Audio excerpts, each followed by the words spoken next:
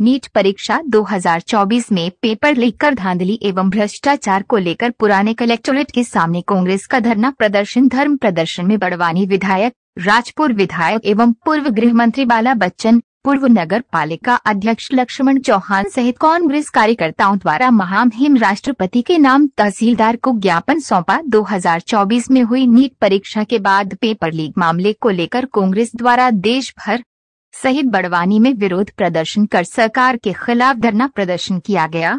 पुराने कलेक्टोरेट के सामने कांग्रेस जिलाध्यक्ष नानेश चौधरी, राजपुर विधायक एवं पूर्व गृह मंत्री बाला बच्चन, बड़वानी विधायक राजन मंडलोई, लक्ष्मण चौहान, इकबाल कपाड़िया, चंद्रशेखर यादव एवं कांग्रेस कार्यकर्ताओं ने नीट परीक्षा में हुए भ्रष्टाचार के आरोपियों पर कड़ी कार्यवाही की मांग कर धरना प्रदर्शन कर तहसीलदार जगदीश वर्मा को महामहिम राष्ट्रपति के नाम ज्ञापन सौंपा।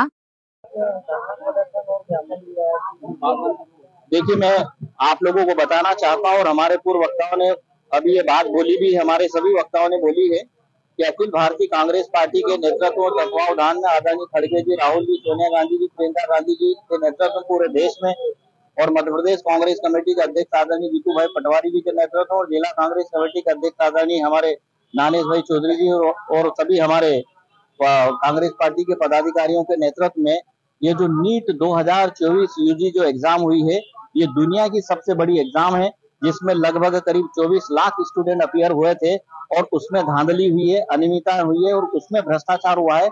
इसलिए आज पूरे देश में कांग्रेस पार्टी के तत्वावधान में आंदोलन रखा गया है।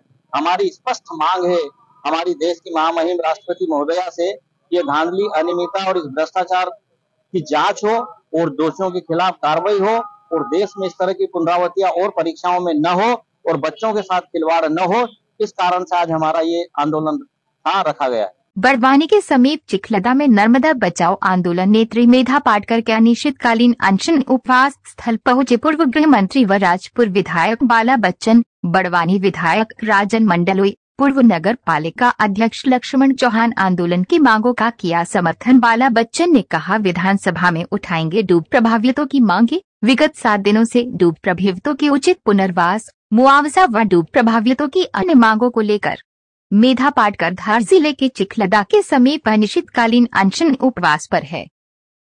यहाँ धरना स्थल पर आए हैं, मेघा दीदी धरने पर बैठी हैं, क्या कहें? देखिए, मैं आप लोगों को बताना चाहता हूँ, मैं भी हूँ, मेरे साथ में बड़वानी विधानसभा के विधायक आदरणीय हमारे राजन जी मंडलोई जी भी, लक्ष्मण भाई चौहान जी भी, तरण भाई दरबार जी भी हैं, कपिल अग्रवाल जी भी हैं।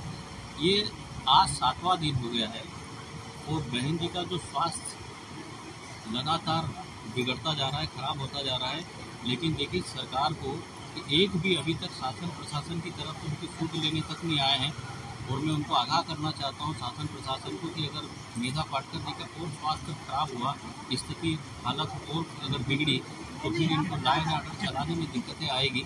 हम लोगों की लड़ाई वो लड़ रही है और सरकार पूरी तरह से डंडे कर रही है, तो सरकार ने ध्यान देना चाहिए और तत्काल आकर संज्ञान में ये आंदोलन की बिंदुओं को संज्ञान में लेना चाहिए और उसमें एक्शन और कार्रवाई करना चाहिए। तो ये इन मुद्दों को लेकर आज 7वां दिन है। मेधा पाटकर जी के नेतृत्व में जो धरना आंदोलन जो चल रहा है, उसी में मैं भी और राजन मंडलोई जी हम लोग आए थे। मैं आपको बताना चाहता हूँ कि मुद्दे आप हम सबकी जानकारी में और वाजिब और सही मांग है आंदोलनकारियों की कि भाई मूलभूत सुविधाएं तो आप हमें दो।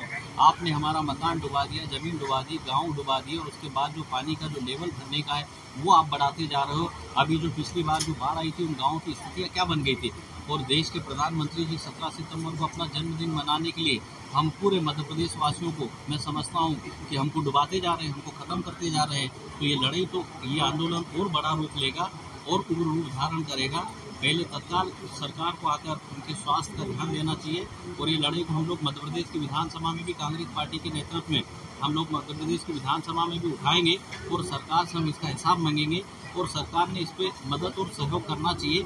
लेकिन जैसा कि मैंने भी अपने वक्तव्य में, आदरणीय राजन मंडलोई जी ने भी ये अपने वक्तव्य में अपनी बात को जो बोली है कि ये सरकार बचाने के पक्ष में कम दिखती है, डुबाने के पक्ष में ज़्यादा दिखती है। जो संवादहीनता प्रशासनिक अधिकारियों की है, उसको लेकर क्या कांग्रेस पार्टी किसी प्रकार का कोई कदम उठा पाएगी? बिल्कुल, कांग्रेस पार्टी जो हमारे जो डूब प्रभावित है उनके हितों में जितने भी जो हमको जो उठाना चाहिए मुद्दे, उन मुद्दों को हम लोग उठाएंगे और उस रूप में हम लोग लड़ेंगे भी। हमारे कार्यकर्ता जैसा भी बड़वानी में जो कार्यक्रम था तो उसमें भी इस आंदोलन की बात हुई। सड़क की लड़ाई में हम लोग लड़ेंगे। हमारे सभी भाई और बहनों का जो डूब क्षेत्र वाले उनका हम साथ देंगे और उसके बाद मध्य प्रदेश की विधानसभा में भी हम लोग लड़ेंगे, हर फोरम पे लड़ेंगे हम। और देश की संसद में भी हम आदरणीय राहुल गांधी जी और खड़गे जी के द्वारा देश की संसद में भी इस मुद्दे को हम उठवाएंगे।